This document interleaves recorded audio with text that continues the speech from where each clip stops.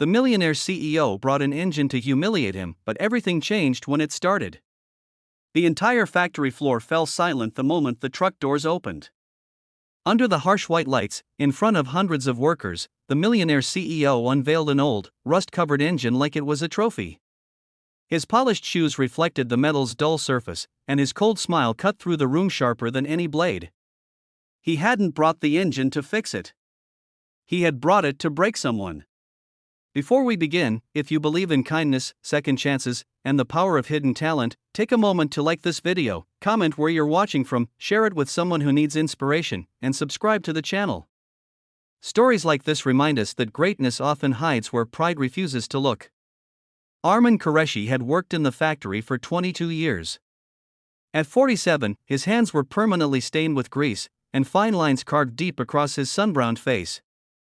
He wasn't highly educated. He never wore suits. But he understood machines the way musicians understand melody. He could close his eyes and identify a faulty bearing just by the rhythm of its hum. For him, engines weren't just mechanical systems, they were living things with personalities.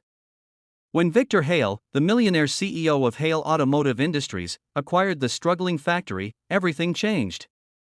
Victor was 38, sharp-featured, always dressed in tailored charcoal suits, his hair perfectly styled, his wristwatch worth more than most workers' annual salaries. He was known in business magazines for turning companies around in record time. Efficiency was his religion. Emotion was weakness.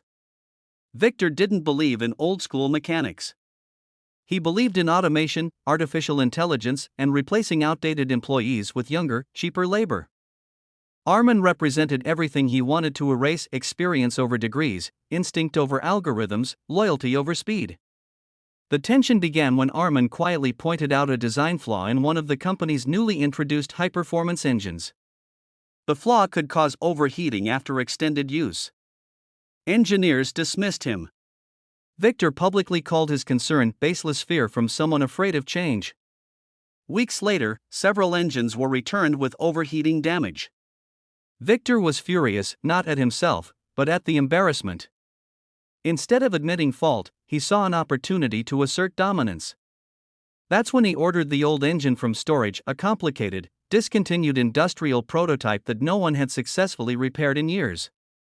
He rolled it into the factory floor in front of the entire staff. Victor announced that since Arman believed he knew more than certified engineers, he should prove it. He gave him 1 day. If Arman could make the engine run, he would keep his job. If not, he would be publicly terminated for incompetence and disruption. The humiliation was intentional. Victor expected failure. Arman stood there, heart pounding, aware of hundreds of eyes on him. Some co-workers avoided looking at him. Others looked terrified. A few silently prayed for him. He felt small under the CEO's gaze, but something inside him refused to break.